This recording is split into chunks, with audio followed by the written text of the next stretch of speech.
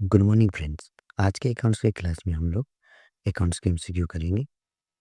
आज मैंने हिंदी और इंग्लिश दोनों में क्वेश्चन रखा है, जिससे हिंदी मीडियम वाले स्टूडेंट को भी अकाउंट्स के बारे में क्लियरिटी आए और ये हमारे एग्जाम के पॉइंट ऑफ व्यू से इम्पोर्टेंट है।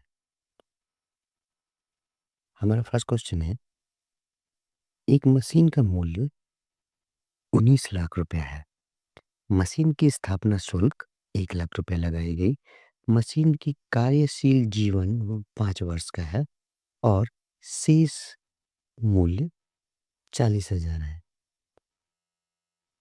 तो मशीन का मूल्यह्रास सीधी रेखा के आधार पर अर्थात स्ट्रेट लाइन मेथड के अनुसार क्या होगा? तो इस क्वेश्चन की एक बार इंग्लिश में भी पढ़ते हैं।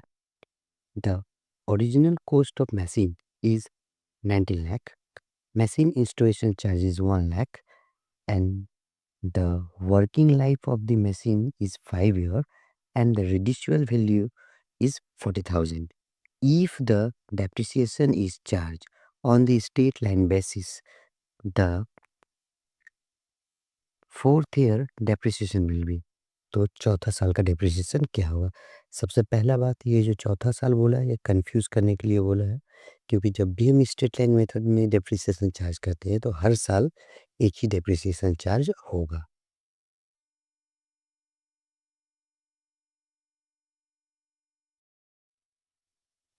तो इसके डेप्रिसिएशन चार्ज करने का नियम है, पहला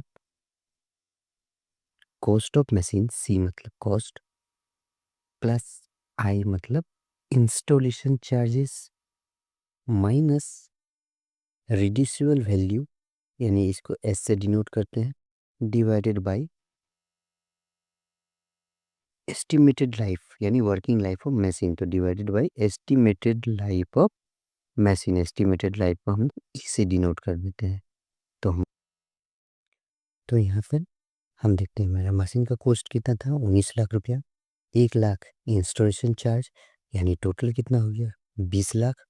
उसमें से 40,000 माइनस चला जाएगा तो हो गया मेरा 19,60,000।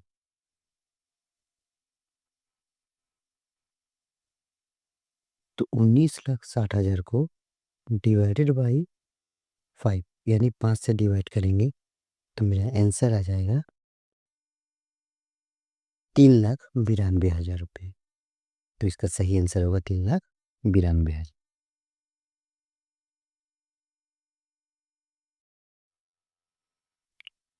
दूसरा क्वेश्चन देखते हैं। लेखांकन अभिलेख में जब कोई त्रुटि नजर आए तो उन्हें सुधारा जाना चाहिए। जब भी अकाउंटिंग में कोई मिस्टेक पता चले तो उसे हमें कब सुधारना चाहिए, ये क्वेश्चन है हमारा। ऑप्शन है तलपट तैयार करते समय यानी बैलेंस शीट जब बनाते हैं उस समय एरर को सुधारना चाहिए। दूसरा ऑप्शन है लेखांकन वर्ष समाप्त होने की प्रतीक्षा किए बिना, मतलब ईयर एंड जो है उसकी वेट किए बिना ही हमें सुधार देना चाहिए। तीसरा है अंतिम खातों को तैयारी के बाद, अंतिम खाता हम जब तैयार करते हैं मतलब फाइनल अकाउंट जब हम बना लेते हैं उसके बाद। और डी नंबर ऑप्शन है अगले लेखांकन वर्ष में, मतलब 2024-25 के डाटा को हम लोग 2025-26 में सुधारेंगे, ये बोलने का अर्थ है। तो अकाउंट्स में कभी भी ऐसा होता नहीं है।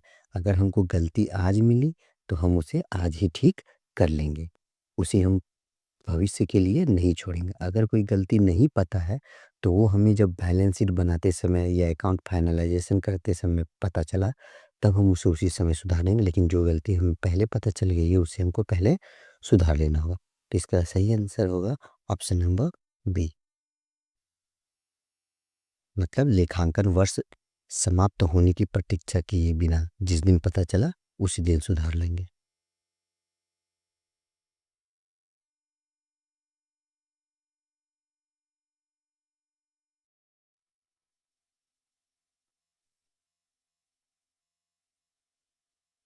क्वेश्चन नंबर 4, शिवा ने 49,500 की खरीदी की कोई भी वस्तु शिवा ने 49,500 में खरीदी, लेकिन उसे खरीद बुक में 59,400 रुपये दर्ज कर लिया गया।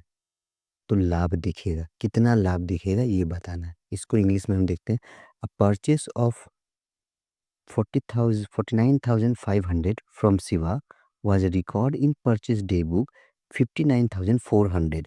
The profit would be shown. तब इसका इम्पैक्ट क्या होगा? हमने सामान खरीदा था कितना? 49,500 में, लेकिन गलती से उसे लिख दिया कितना? 59,400। मतलब हमारा एक्सेस कितना लिखा गया? तो 59,400 माइनस 49,500।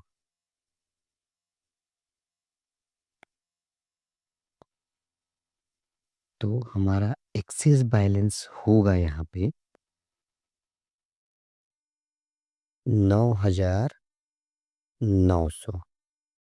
ये हमारा एक्सेस है जो गलती से हमने लिख दिया था प्रॉफिट एंड लॉस में। तो मेरा इसके वजह से प्रॉफिट एंड लॉस बढ़ गया, मतलब हमको कम करना पड़ेगा कितना? 9,900 रुपया। तो इसका आंसर होगा ऑप्शन नंबर बी, यानी 9,900 हमें कम करना है प्रॉफिट से।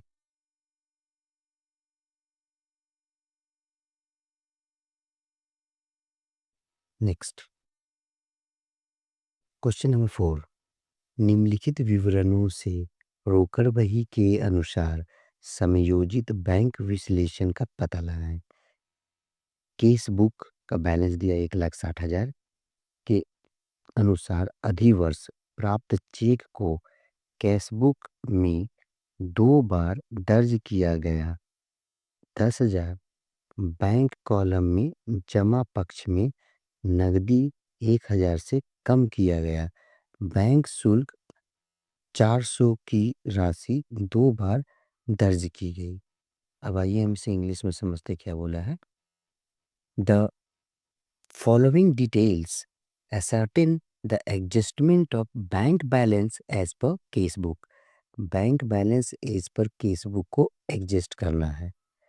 Over draft as per case book 1,60,000, case book के अनुसार ओवर ड्राफ्ट बैलेंस हमारा 1,60,000 है। Cheque received entered twice in case book ₹10,000। एक बार चेक रिसीव किया गया था, लेकिन 10,000 रुपये का, लेकिन वो केस बुक में क्या किया गया? डबल 10,000 लिख दिया गया, मतलब केस बुक में पैसा 10,000 ज़्यादा एक्स्ट्रा लिखा हुआ है। Credit side of the bank column of the case book short by 1,000। Bank column case book के क्रेडिट साइड में बैंक कॉलम में क्या है? 1,000 रुपया शॉर्ट है, मतलब कम दिखाया गया। And bank charge amounting to ₹400 enter twice. Bank charge 400 रुपया था, एक ही बार एंट्री होना चाहिए था, लेकिन वो डबल हो गया। तो हमको क्या करना है? फ्रेश एंट्री करना है। तो इसमें क्या है मेरा?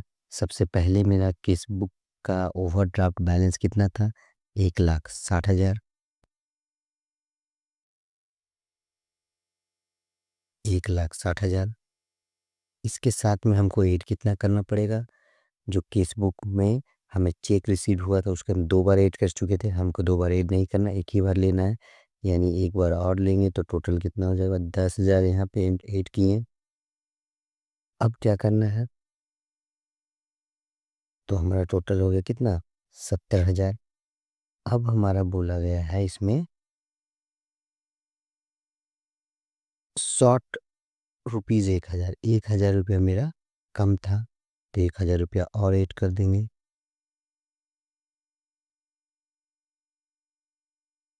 बैंक चार्ज मेरा 400 रुपया लिखना था, लेकिन हमने 2 बार लिख दिया, तो एक बार हम उसको क्या करेंगे? अब एक बार और हमको इसमें कम करना पड़ेगा। तो ये बैंक चार्ज को माइनस कर देना है, 400 रुपया, क्योंकि बैंक चार्ज का जो अमाउंट है वो ऑलरेडी केस बुक से माइनस ही होता है, क्योंकि वो चार्ज बैंक ने काटा। तो माइनस कर दें तो हमारा टोटल बैलेंस आ जाएगा 1,70,600 यानी ऑप्शन नंबर डी।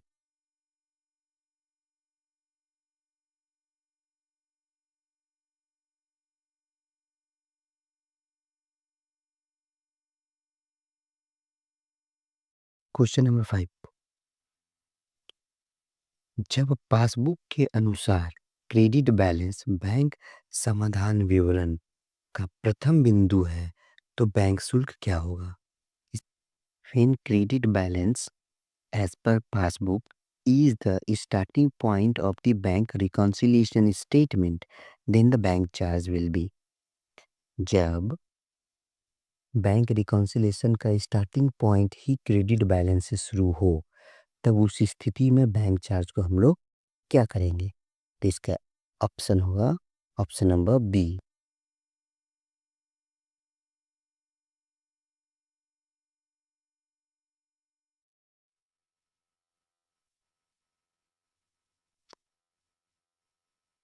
हमारे चैनल पर इसी तरह से अकाउंट्स के एमसीक्यू की सीरीज चलाई जा रही है जिसका प्लेलिस्ट भी है। आप आगे जा कर के प्लेलिस्ट से और भी वीडियो देख सकते हैं और अपनी अकाउंटिंग नॉलेज को बूस्ट कर सकते हैं। हमारा चैनल नया है लेकिन अगर आप हमारे साथ बने रहेंगे तो हम अकाउंटिंग में आपके कॉन्सेप्ट को और अच्छा कर देंगे, स्पेशली ईएमआरएस और ईपीएफओ एग्ज़ाम के लिए। तो हमारे चैनल को सब्सक्राइब कर लें और इसी तरह के कंटेंट पाने के लिए बेल आइकन भी दबा लें। Thank you very much.